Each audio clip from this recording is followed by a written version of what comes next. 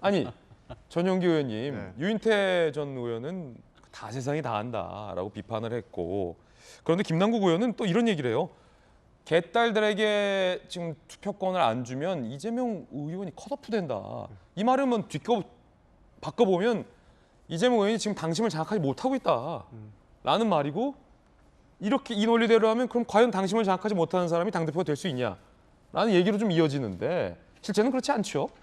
그렇죠. 그래도 이제 당원들이 많이 이제 이재명 의원을 믿고 있는 지점이 있기는 합니다. 그래서 이제 김남국 의원이 만약에 이게 룰을 바꾸지 않으면은 당심은 얻지 못할 것이고 컷오프를 당할 것이다라고 이야기했던 부분은 저는 좀 부적절한 것 같습니다. 그렇군요. 지금 많은 논의가 있습니다. 유인태 전 의원도 얘기했고, 누구한테 책임을 물을 것인가에 대한 민주당에서의 뭐 토론이 계속적으로 이루어지고 있는데요. 저는 당연한 거라고 봅니다. 사실 민주당은 민심의 선택을 얻지 못했고 대선에서 졌고 지선에서도 참패를 했기 때문에 이것을 바로잡기 위해서 당연히 토론과 설득하는 과정이 있어야 되는 것이고, 여기에서 바른 방향으로 당을 이끌어 나가야 된다라고 했을 때 그것을 만들어 나가는 과정이다, 이렇게 보고 있습니다.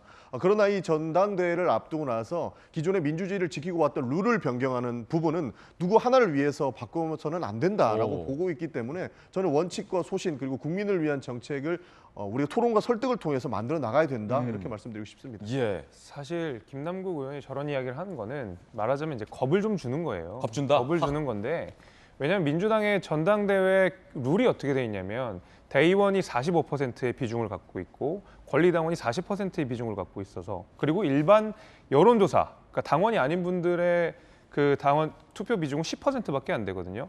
그러니까 소위 말하는 소금물인데 굉장히 짠 소금물이라는 이야기를 하고 있는 거예요. 근데 45%를 가지고 있는 대의원 같은 경우에는 소위 말하는 친문 계열의 인사들이 많이 포진돼 있다고 알려져 있습니다. 반면에 권리당원, 40%를 차지하고 있는 권리당원 같은 경우에는 최근에 당원을 가입한, 특히 이제 이재명 의원을 지지하는 당원들이 40%에 많이 속해져 있는데, 지금 말 그대로 45%와 40% 사이의 싸움이거든요. 그렇군요. 그러니까 말 그대로 일반 여론조사를 늘리자는 얘기가 아닙니다. 결국 이 당원 내에서 이 소금물이 짜서 못 먹겠는 소금물인데 이걸 굵은 소금을 더 넣을 것이냐, 맛소금을 더 넣을 것이냐, 이거 가지고 싸우고 있는 거예요. 찰진 비유. 그렇죠. 결국에는 소금물이라는 것이 변하지는 않는 것인데, 말하자면은 이재명 의원이 패권을 갖기 위해서는 권리당원의 비중이 늘어나야 되는데 이걸 좀 늘리자라고 지금 김남국 의원이 이야기를 하고 있는 것입니다.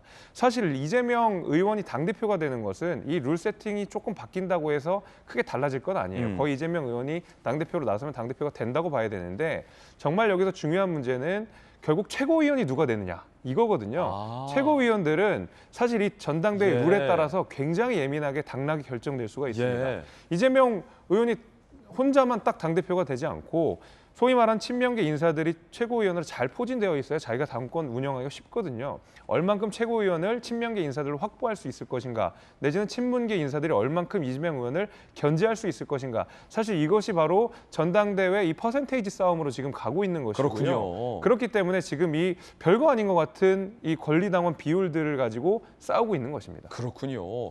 실제는 최고위원 구성과 선출에 있다라는 분석 들어봤습니다.